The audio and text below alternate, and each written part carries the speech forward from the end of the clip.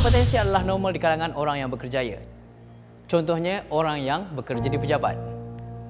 Namun begitu, ia tidak memberikan anda sebarang alasan untuk tidak melakukan sebarang aktiviti fizikal.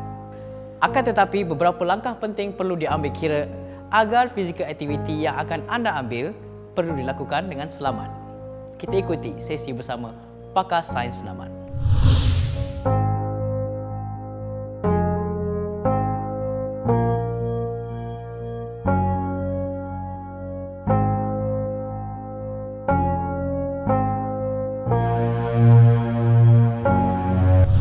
Hipertension ni adalah masalah kesihatan yang agak kerap berlaku pada zaman sekarang disebabkan stres kerja, di samping perubahan gaya hidup seperti kekurangan masa untuk melakukan aktiviti fizikal. Masalah hipertension ini berkaitan dengan sistem kardiovaskular kita dan salah satu simptom utamanya adalah masalah pada tekanan darah. Masalah ini selalu timbul bagi mereka yang mempunyai kerjaya tinggi yang berhampiran dengan umur 40 tahun dan lebih prominent dalam golongan lelaki. Hypertension merupakan salah satu kondisi yang mana kita boleh melihat perubahan yang ketara dan hampir serta-merta apabila kita melakukan aktiviti fizikal. Aktiviti fizikal yang boleh dilakukan bagi mereka yang mempunyai hypertension termasuklah dalam golongan aktiviti kardiovaskular. Di antara aktiviti fizikal yang boleh digunakan untuk mengurangkan simptom hypertension termasuk berjoging, berjalan laju, berenang, bermain bermacam-macam sukan yang boleh mengeluarkan peluh dan perubahan gaya hidup. Apabila kita melakukan aktiviti seperti ini dan melakukan aktiviti ini untuk jangka masa yang panjang, salah satu faedah daripada aktiviti ini adalah pengeluaran hormon endorfin di dalam badan.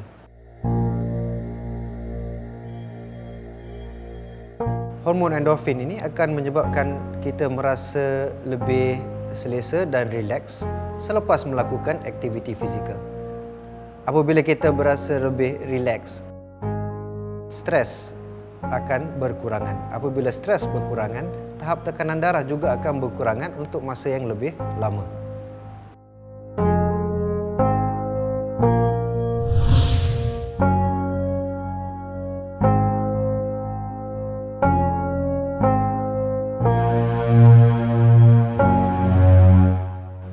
Selain daripada itu, salah satu tip utama bagi mereka yang mempunyai kerjaya tinggi adalah untuk memasukkan aktiviti fizikal ini ke dalam kalender harian mereka.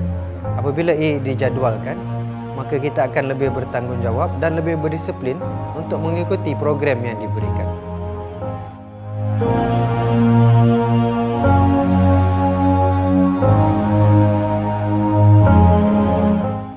Pada pengalaman saya, salah satu isu yang kerap timbul bagi mereka yang mempunyai masalah hypertension adalah meletakkan matlamat yang terlalu tinggi.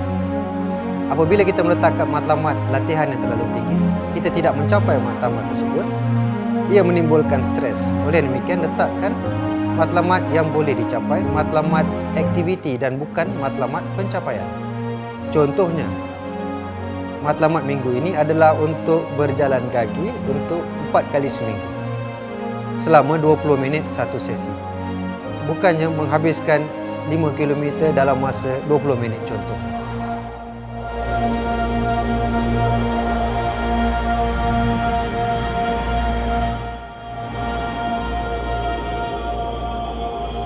Jika anda tidak mencapai objektif tersebut, ia mungkin menyebabkan rasa kecewa dan seterusnya menyebabkan stres yang berlanjutan.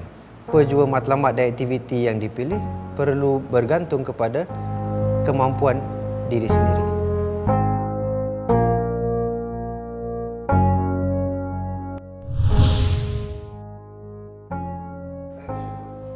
Seperti yang diperkatakan oleh Dr. Rizal Razman sebentar tadi, jangan meletakkan matlamat senaman anda terlalu tinggi.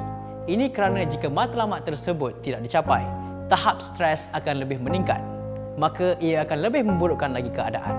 Senaman dapat mengurangkan tahap stres. Anda aktif, Anda hebat.